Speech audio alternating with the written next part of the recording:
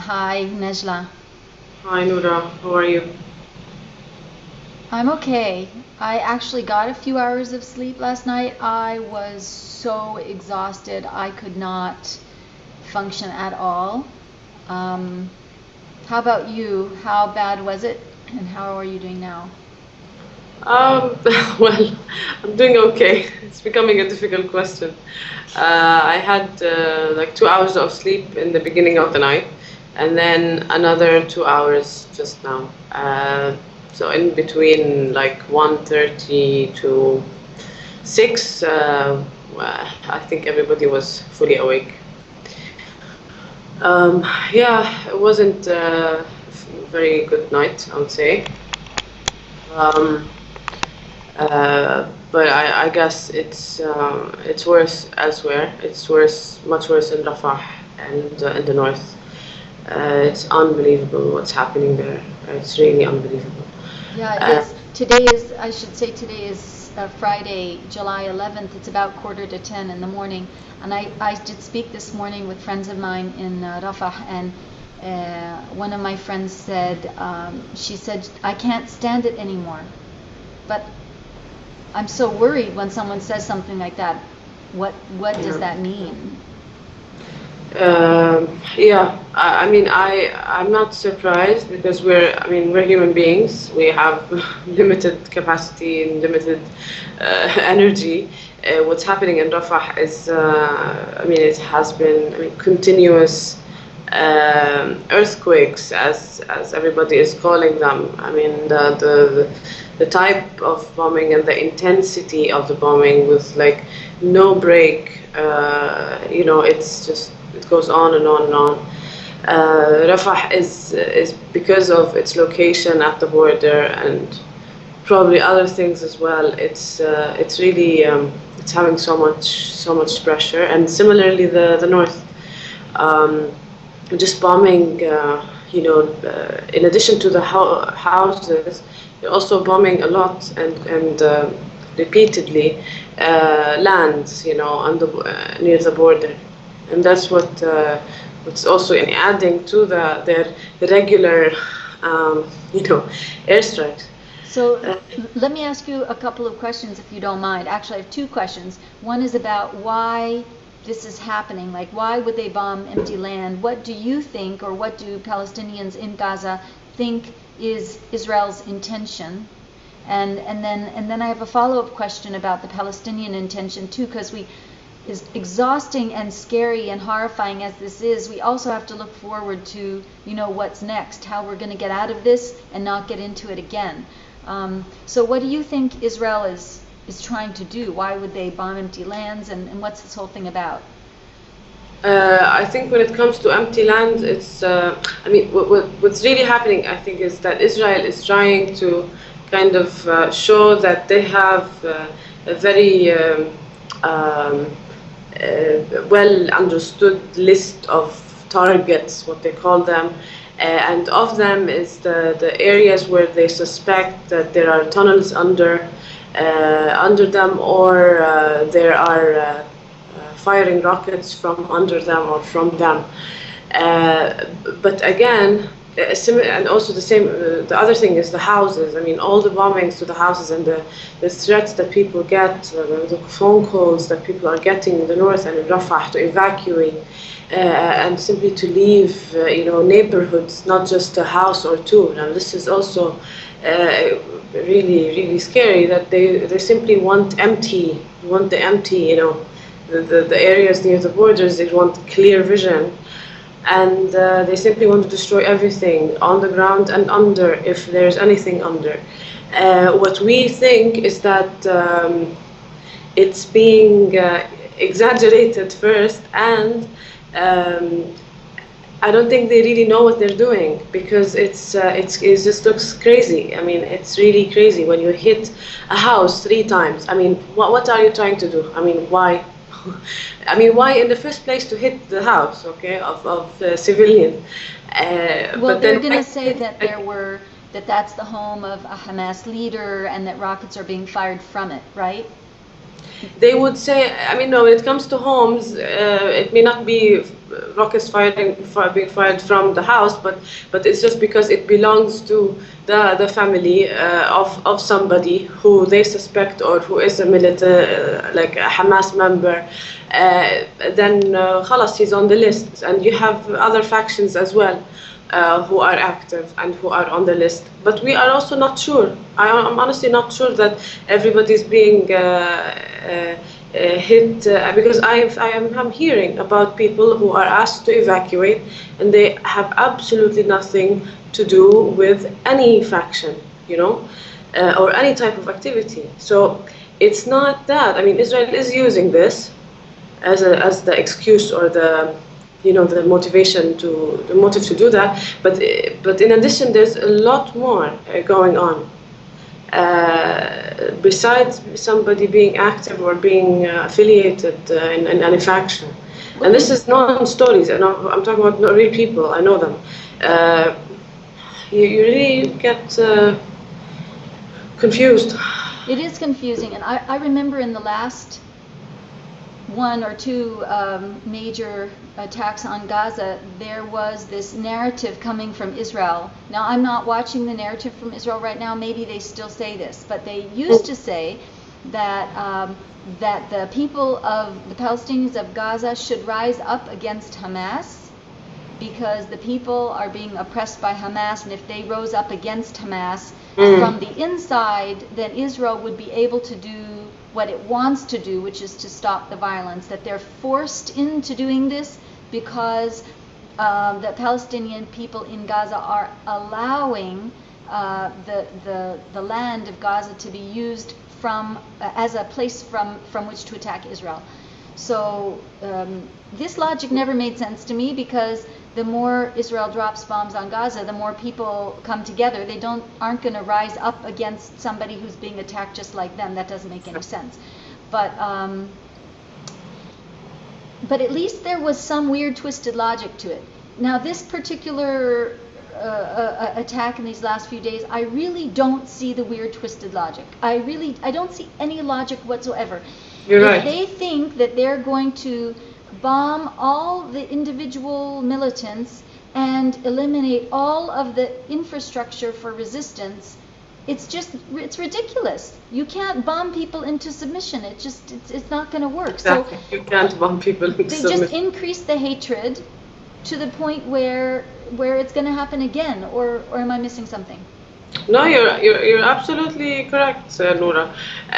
This is not. I mean, the logic what I'm hearing now is now similar, and it's becoming even more in a more humane frame, if you will. I've been talking to some through some radio stations on the situation, and on the other side there was an Israeli story, and of course that's what they say. It's like, oh, we feel bad, we know that it's that Israel has much more power, but this is what the terrorists around you do, and they are not letting you live your life and live in peace, and they are ruining your life, and they're oppressing you.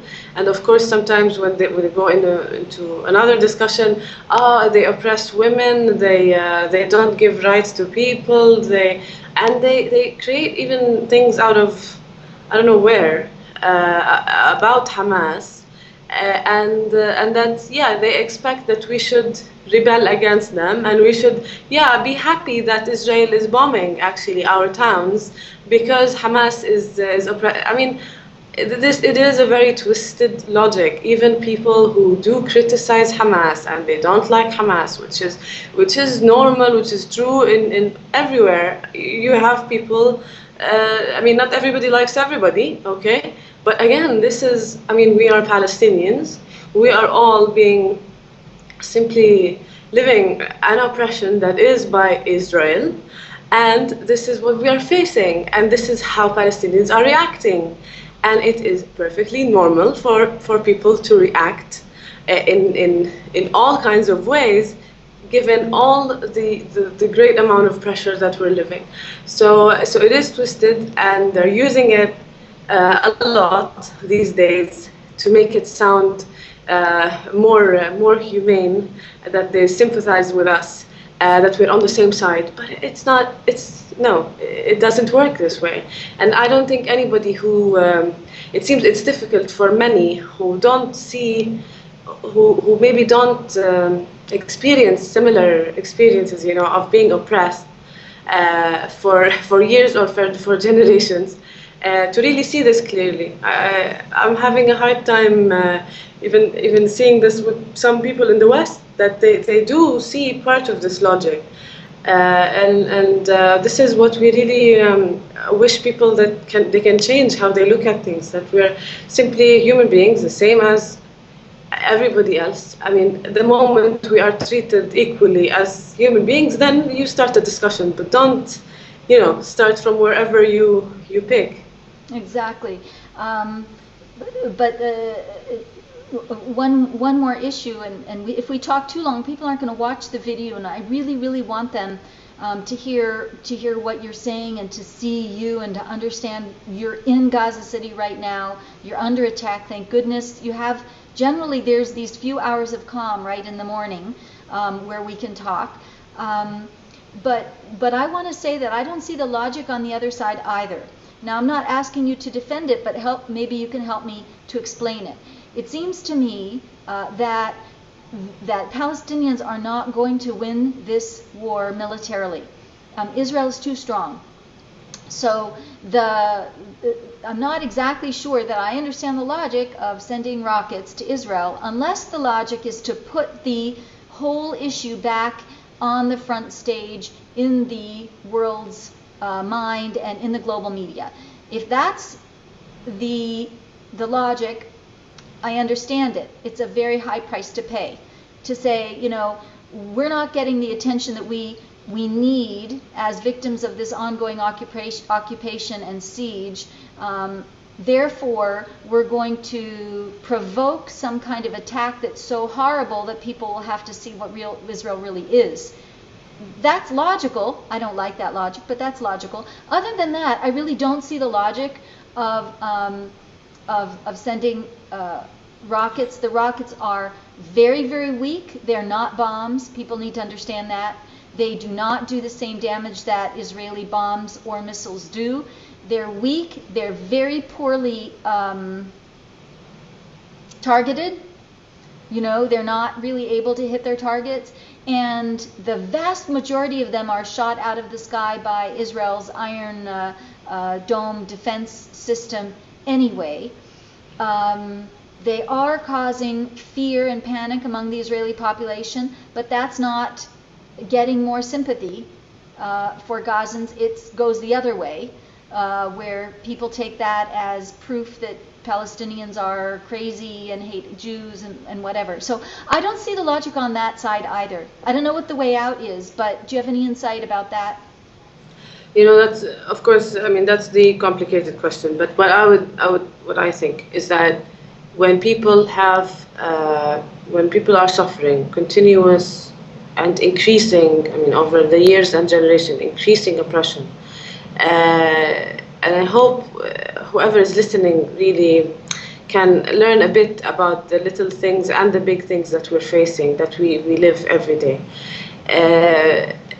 That you get people to an extent that they're simply tired of being victims. That's normal.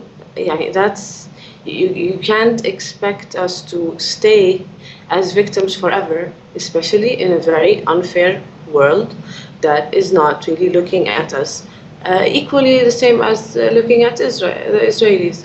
So you need to really, as you said in the beginning, it's not going to be these rounds of whatever you call them, they're not going to be won militarily, of course.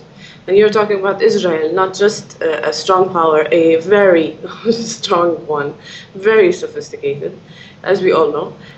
But at least it's causing some disturbance, if you will.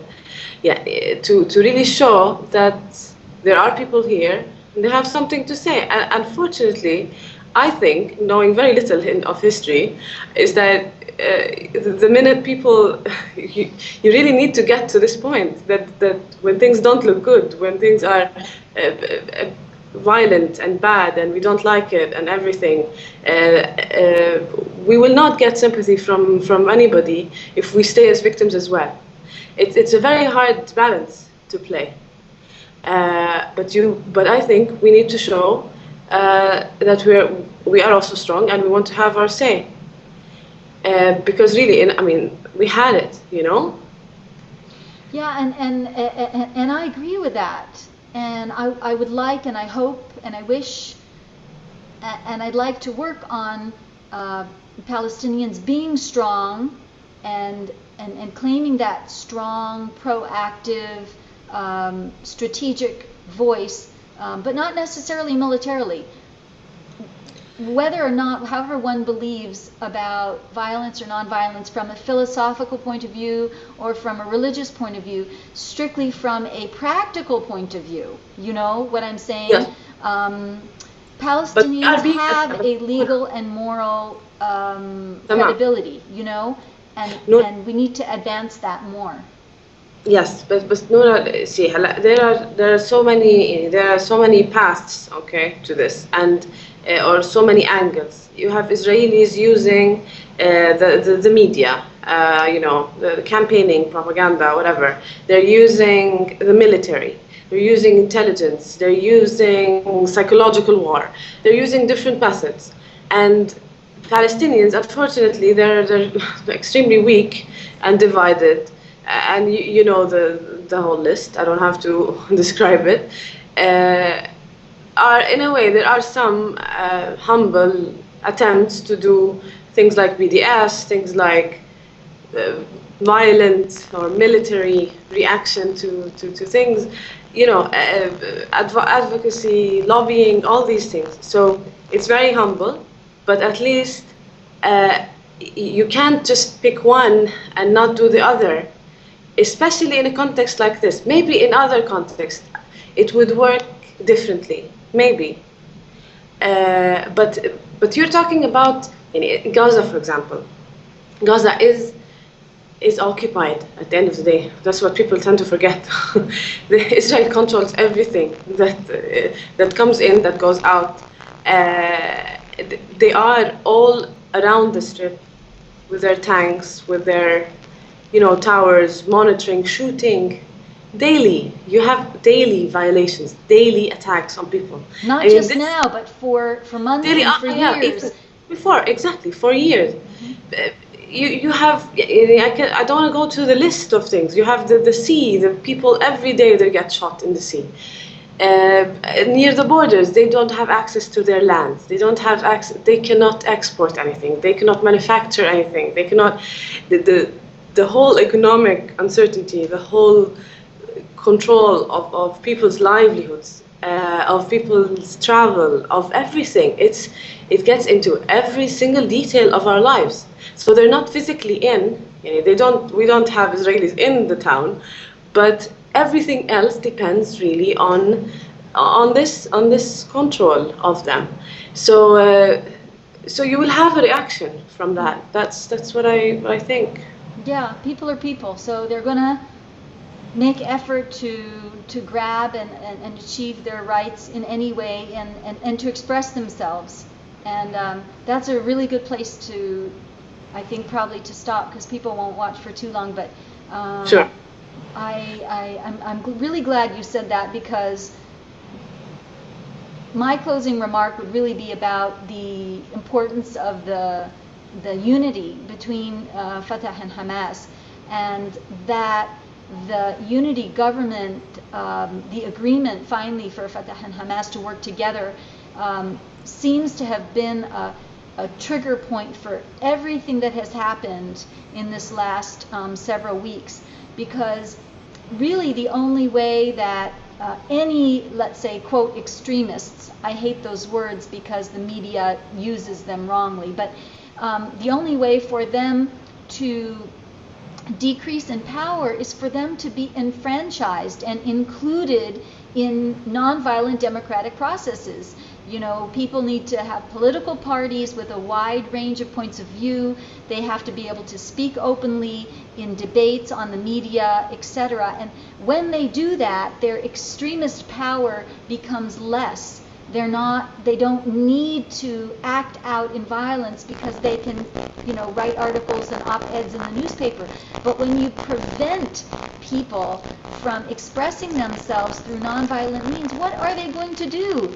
It's not an excuse, it's just an explanation that here Palestinians are trying to put together a government that includes democratically and nonviolently the range of Palestinian voices, and the world and Israel comes together to say, no, we will not allow that. We want you to be voiceless, we want you to be powerless, we want you to have nothing and do nothing and basically sit in a corner and die. And it just doesn't work that way. People will fight for their rights and for their humanity.